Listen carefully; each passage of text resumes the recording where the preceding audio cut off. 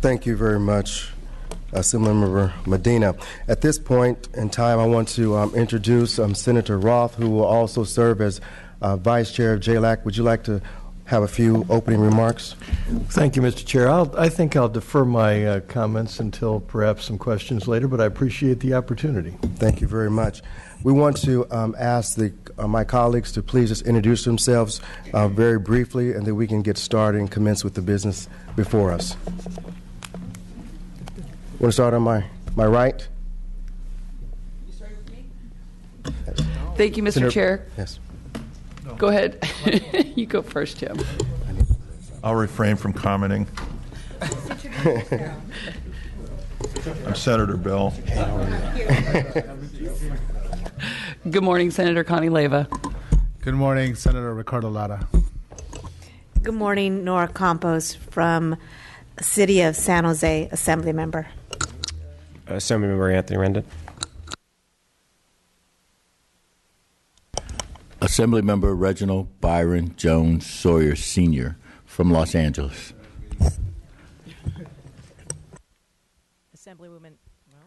Assemblywoman Catherine Ann Bailey Baker from East Bay, graduate of UC Berkeley Law School.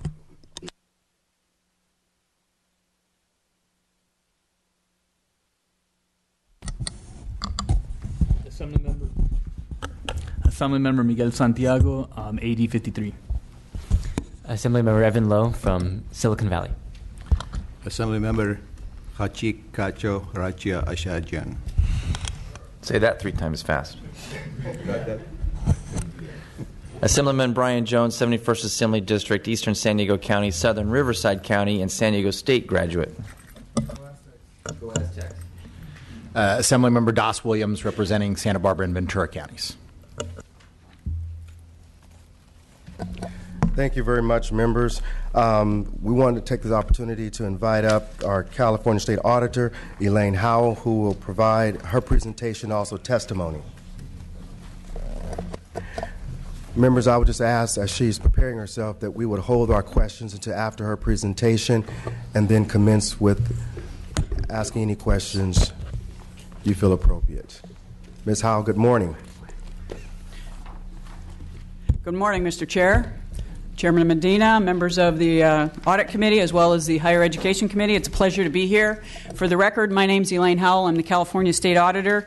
And what Mr. Gibson has asked me to do today is to present some information related to the audit report that we issued in July of 2011. And as the Sergeant passes out some materials for you, I'd like to mention that this report, again, was issued in July of 2011, so some of the information in the report is dated, but I do believe that there is important dialogue that we can have related to a couple of issues that we identified in the report, and hopefully that will serve as a bridge.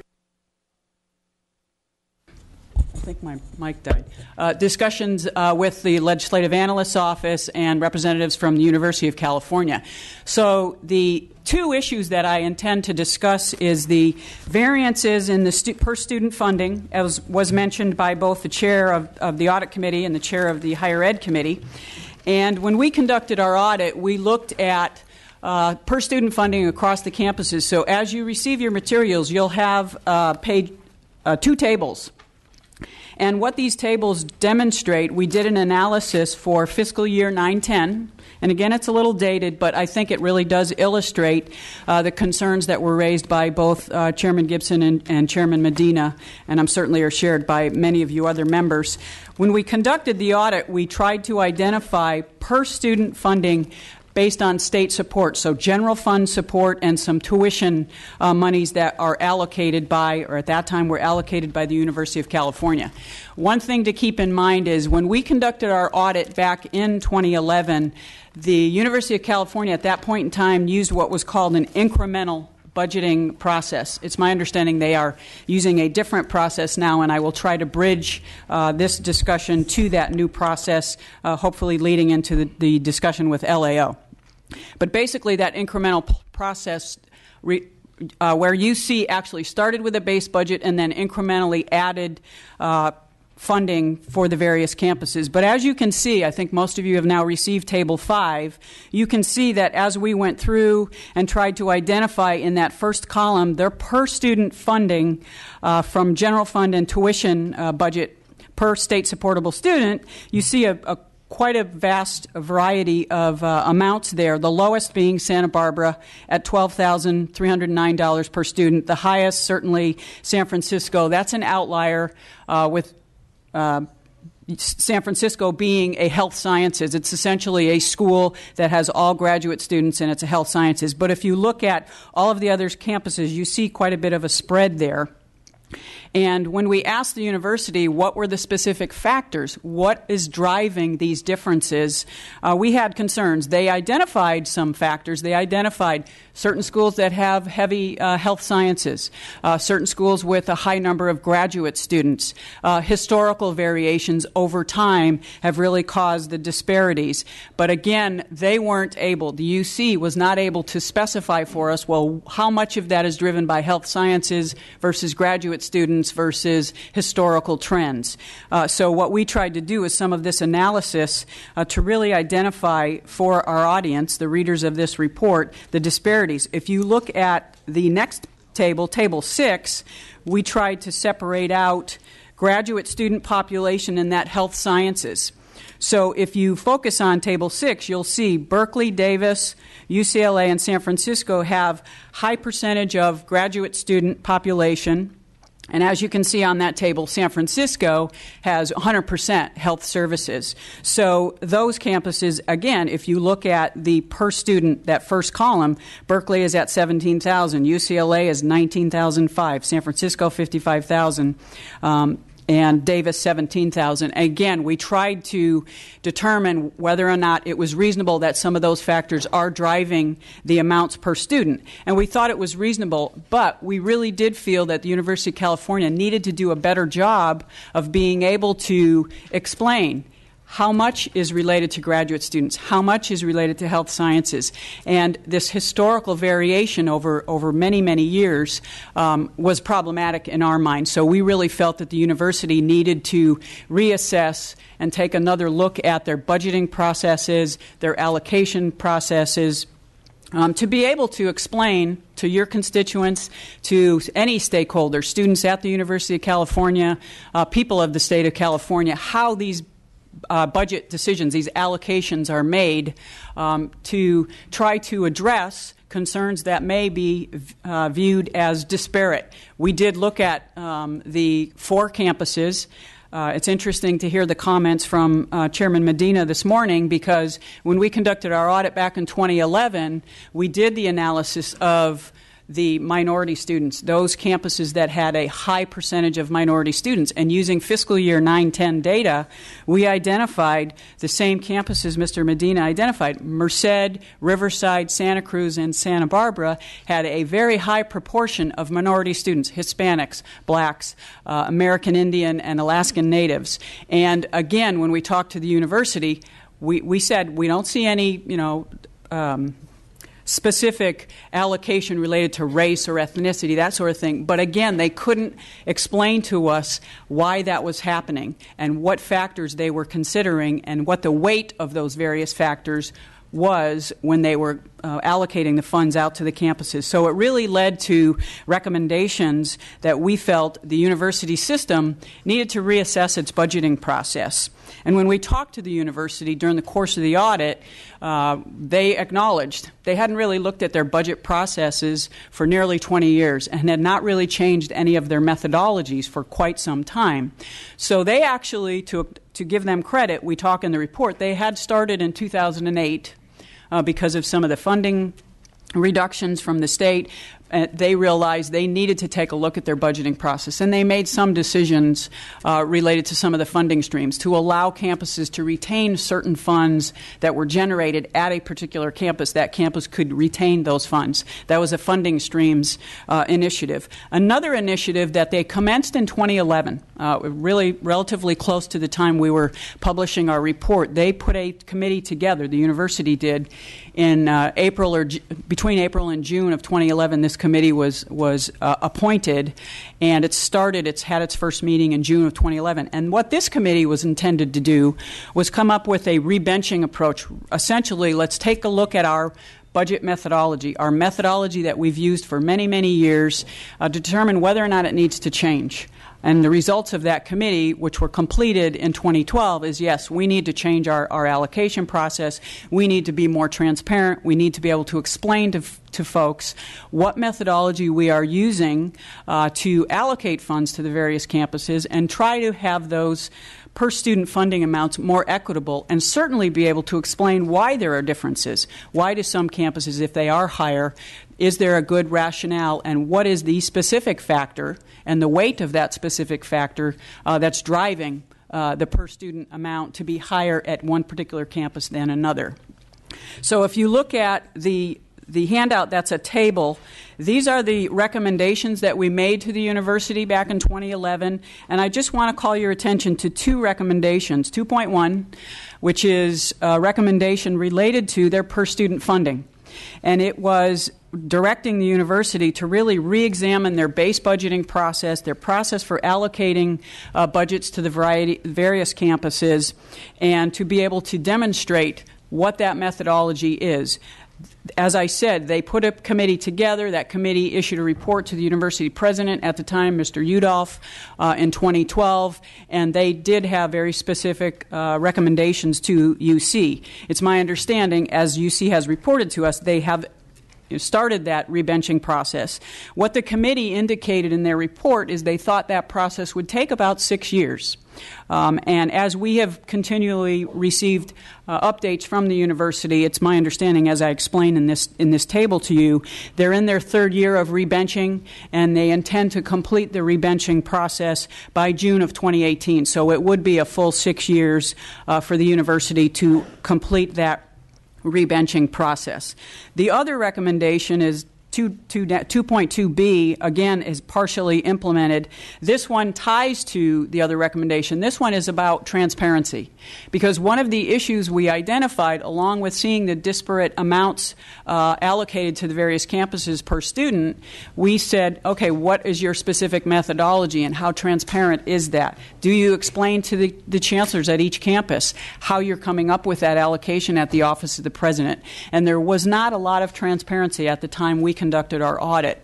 Those methodologies were really changing relatively quickly. There would be adjustments to them. When we talked to the university finance officials at the University Office of the President at that point in time, we asked, well, why aren't you disclosing these changes or this methodology on your website? And their response to us at that point in time says, well, it's highly complex. It would be difficult for people to understand. You would have to have a strong financial background, etc. We still felt you need to be more transparent. And if you need to simplify that information, then simplify it and put it out on the website. So that's what that recommendation is tied to as far as transparency about your methodology. When you're making decisions, be open and forthright about that and put it up on your website. In addition, they had gotten away from having a budget manual, a specific manual. They had had one in the past, but there had been so many changes, what they referred to as these budget allocation letters, modifying their processes. We felt you need to go back and just reassess your budget manual, come up with a new comprehensive manual, and get that published. Put that out on the website so those that are interested could look at that and really try to understand how this decision-making related to budgets and student allocations to individual campuses is happening. So we again indicate that this is partially implemented. When the UC initially responded, they agreed they needed to go back and revisit that.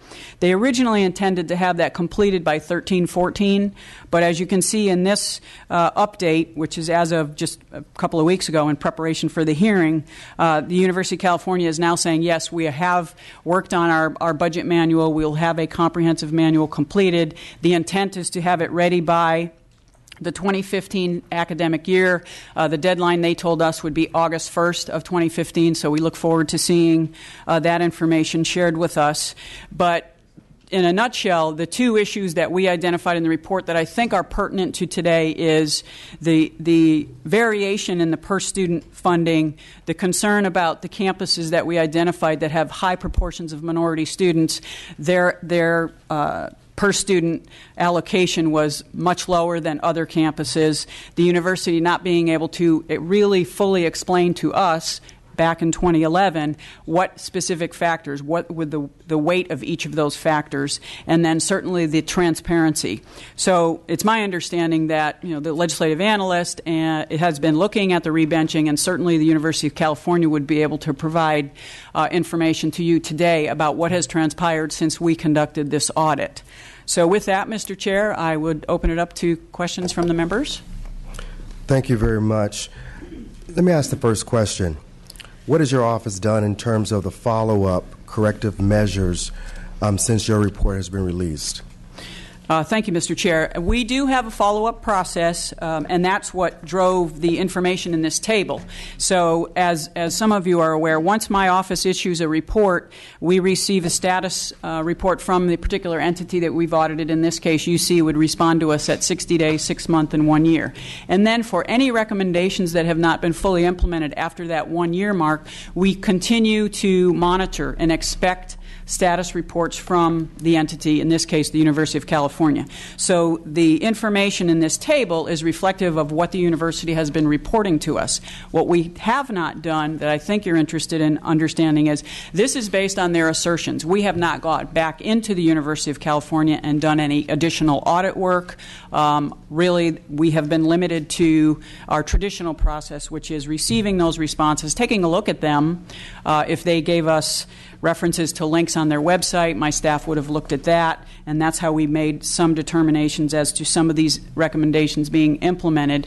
But we have not gone back into the university and verified any of the information that they have reported to us. So time frame? The time frame for them to get back to us on things that you've brought out? Or what? Exactly? So the process, so the report was issued in July of 2011. So the first response would have been due 60 days after that, so that would have been September. And then the next response was 6 months, which would have been January. And then after that, the 1 year. So we received a 1 year response in July of 2012. At that point in time, what we make a determination, okay, it's hit the 1 year mark, and there are 4 recommendations that are still outstanding. What we require the university at that point in time to do is to respond to us on a yearly basis. So we received the response in October of 2013, and then again in October of 2014, this last fall, which is driving the information in here. I don't know if Thank you. Does that help? Yes, Mr. Medina? Yes. Ms. Howell, initially, then President Mark Yudof responded to the audit. And I think in the audit is his 4-page, I believe, response. Would you please comment on his response, and then, if you would, comment on your response back to his response? Well, thank you, Mr. Chair. The university's response, I think, pretty much speaks for itself. They were very concerned that some of our conclusions related to the minority campuses was inflammatory, and they felt that some of our analyses, they objected to some of our analyses. Our comments are, we think our analysis was fair. We were certainly not suggesting that there was any intentional disparate treatment with respect to minorities as far as allocations based on race or ethnicity, et cetera. But we were responding and saying, the information factually, the analysis that we did factually shows that these campuses that do have high numbers of minority students, when you look at the allocation amounts per student, they are lower than others, and the university was not able to explain that to us. So the university, as you can see in here, had some concerns and didn't necessarily agree with some of the analysis that we did. But I think you'll also note when you look, if you looked at the comments that we provided, thank you,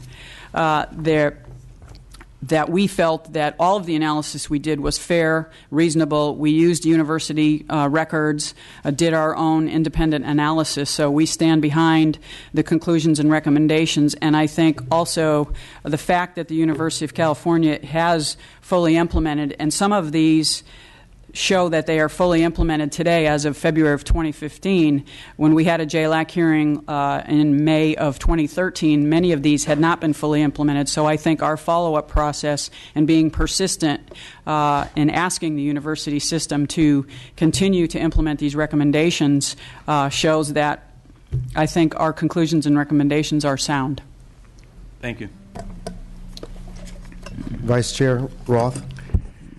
Madam Auditor, am I to understand that part of the explanation for the differential in per-student allocation for some of the UCs, for example, Berkeley, Davis, perhaps Irvine, but certainly UCLA, is due to the fact that they have health science programs, which I assume would include medical schools?